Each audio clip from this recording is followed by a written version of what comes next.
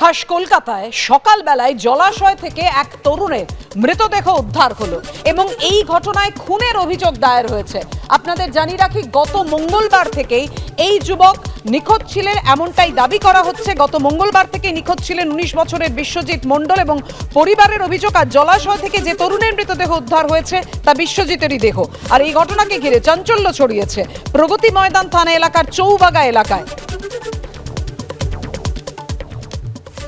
আমরা এই মুহূর্তে রয়েছে প্রগতি ময়দান থানা এলাকার খানাবিড়িয়াতে। গত মঙ্গলবার থেকে নিখোঁজ ছিল এক ব্যক্তি। আজকে তার দেহ উদ্ধারের ঘটনা ঘটে।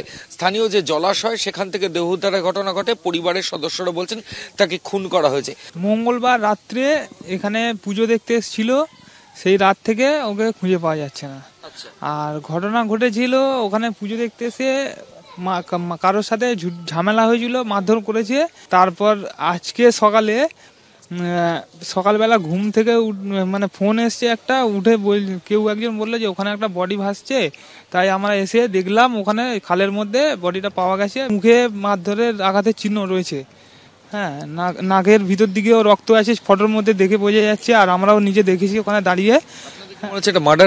আমাদের পুরো মনে হচ্ছে মার্ডার হয়েছে, এখানে আশেপাশের মধ্যেই হয়েছে, ক্লাবের এরিয়ার মধ্যেই।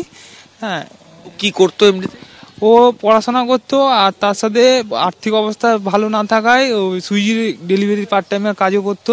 মারছিল, আমরা ছাড়িয়ে দিয়েছি। ওর মাঝখানে কে এসে কোলার ধরে এরম জ্যাকেটের ওইটা ধরে টেনে নিয়ে যাচ্ছে, বলছে চ ক্লাবে নিয়ে যাচ্ছে।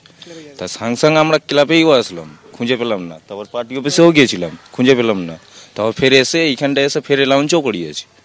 বিশ্বজিৎ মণ্ডলকে খুঁজে পাওয়া যাচ্ছে না, তোমরা একটু লাউঞ্চ করুন। তারপর থেকে আমরা খোঁজা স্টার্ট করেছি, পেলাম না। বাড়িতেও ফোন লাগালাম, বাড়ি গেছে কিনা। এটা হচ্ছে মঙ্গলবার রাত 1:30। আজকে সকালে স্থানীয় একটি জলাশয় থেকে তার দেহ উদ্ধারের ঘটনা ঘটে। শরীরে একাধিক আঘাতের চিহ্ন রয়েছে।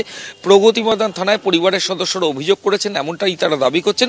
এবং গোটা ঘটনার পেছনে একটা চক্রান্ত রয়েছে, তাকে খুন করা হয়েছে এমনই অভিযোগ সামনে আসছে। ক্যামেরা পার্থপ্রতিম রায়ের সঙ্গে ময়ূখ ঠাকুর চক্রবর্তী, এবিপি আনন্দ, কলকাতা। সুজিত বসুর পুরনো বাড়ি অর্থাৎ পৈতৃক বাড়িতে ছিলেন তারা, কিন্তু বেরিয়ে এখন এই মুহূর্তে অফিসে তল্লাশি অভিযান চালাচ্ছেন। এবং তোমাকে বলে দিই, এই বাড়ি, সামনের যে বাড়ি, নতুন বাড়ি সুজিত বসুর, এই বাড়ির ভেতরে এখন সুজিত বসুকে জিজ্ঞাসাবাদ করা হচ্ছে। এবং যেটা সূত্রের খবর, এই বাড়ির ভেতর থেকে বেশ কিছু ডকুমেন্ট তারা দেখছেন এবং সেটা যাচাই করার চেষ্টা করছেন। সুজিত বসুকে প্রশ্ন করা হচ্ছে। নিশ্চয়ই আজকে ইডি অফিসাররা তল্লাশি অভিযান চালাচ্ছেন, কিন্তু যেটা ইডি সূত্রের খবর, এই তল্লাশি অভিযানের স্ক্রিপ্ট গত 6 মাস ধরে লেখা হচ্ছিল। এবং তুমি দেখতে পাচ্ছ এখনও একজন ইডি অফিসার এখানে দাঁড়িয়ে রয়েছেন। তুমি দেখতে পাচ্ছ এই প্যাকেটের ভেতরে কিন্তু টিয়ার গ্যাসের যে শেল কিন্তু স্মোকিং আমরা দেখতে পাচ্ছি তিনি কিন্তু নিয়ে রয়েছেন। অর্থাৎ সব ধরনের প্রস্তুতি। এবং যে কথা তোমাকে বলছিলাম যে 6 মাস ধরে যে তদন্ত চলছিল, সেই 6 মাস আগে থেকে কিন্তু স্ক্রিপ্ট লেখা যাচ্ছিল। এবং গত মঙ্গলবার যেদিন ইডি ডাইরেক্টর সিজিও কমপ্লেক্সে এসে বৈঠক করেন, সেদিন কিন্তু তদন্তকারী অফিসাররা তথ্য প্রমাণ সামনে রেখে দেন এবং সেদিনেই কিন্তু সবুজ সংকেত পাওয়া যায়। এবং তারপর থেকেই কিন্তু ব্লুপ্রিন্ট তৈরি হয় যে আজকে কিভাবে তদন্ত চালানো হবে। এবং তুমি দেখতে পাচ্ছ smoke, munition, explosive, do not drop, handle with care. অর্থাৎ যে ঘটনা সন্দেশখালী বা বনগাঁয় হয়েছে, আজকে কিন্তু সকাল থেকে দেখা যাচ্ছে যে ইডির অফিসাররা একদিকে যেমন এলাকায় এরিয়া ডমিনেশন করছেন, টহল দিচ্ছেন, রুট মার্চ করছেন, অন্যদিকে যারা ভিড় অর্থাৎ রাস্তায় বিনা কোনো কারণে দাঁড়িয়ে রয়েছেন তাদের কিন্তু সেখান থেকে সরিয়ে দেওয়া হচ্ছে।